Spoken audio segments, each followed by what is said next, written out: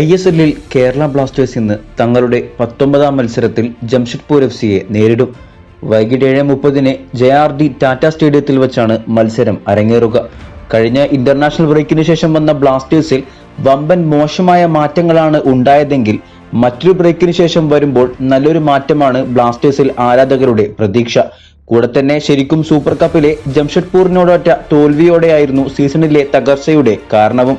എന്തായാലും അവരോട് പകരം ചോദിച്ചു തന്നെ തിരിച്ചു വരാനുള്ള സമയമാണ് ബ്ലാസ്റ്റേഴ്സിന് മുന്നിലുള്ളത്.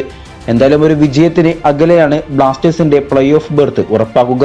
ഇനി ടീം വാർത്തകളിലേക്ക് പോകുമ്പോൾ നിലവിൽ പരിക്ക് പ്രശ്നങ്ങളില്ലാത്ത ബ്ലാസ്റ്റേഴ്സിന് സന്തോഷ വാർത്തയായി സൂപ്പർ താരം ലൂണയും ടീമിൽ നിന്ന് കളിച്ചില്ലെങ്കിലും മടങ്ങിയെത്തിയത് ആശ്വാസ വാർത്തയാണ്. കൂടാതെ ഐബാൻ ലൂണ, സച്ചിൻ പെപ്ര എന്നീ താരങ്ങളൊഴികെ മുഴുവൻ താരങ്ങളും ഇന്ന് ബ്ലാസ്റ്റേഴ്സിന് അവൈലബിൾ ആയിരിക്കും.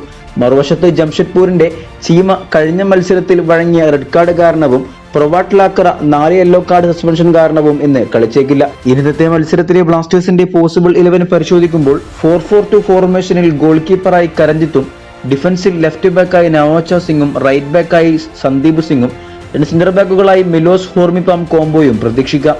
മിഡ്ഫീൽഡിൽ വിപിൻ ജീക്സണും 2 വിങ്ങുകളിലുമായി രാഹുലും സക്കായും, മുന്നിൽ 2 സ്ട്രൈക്കേഴ്സായി ദിമിയും ഫെഡോറുമായിരിക്കും ഇറങ്ങുക. എന്തായാലും വിജയവഴിയിലെത്തി പ്ലേ ഓഫ് ബർത്ത് ഉറപ്പിക്കാൻ ബ്ലാസ്റ്റേഴ്സിന് കഴിയട്ടെ എന്ന് ആശംസിക്കാം. കൂടാതെ നിങ്ങളുടെ പ്രഡിക്ഷനുകളും ലൈനപ്പും കമന്റ് ചെയ്യൂ. വീഡിയോയുടെ അവസാനിക്കുന്നു. കൂടുതൽ കേരള ബ്ലാസ്റ്റേഴ്സ് ISL വാർത്തകളുമായി അടുത്ത വീഡിയോയിൽ കാണാം.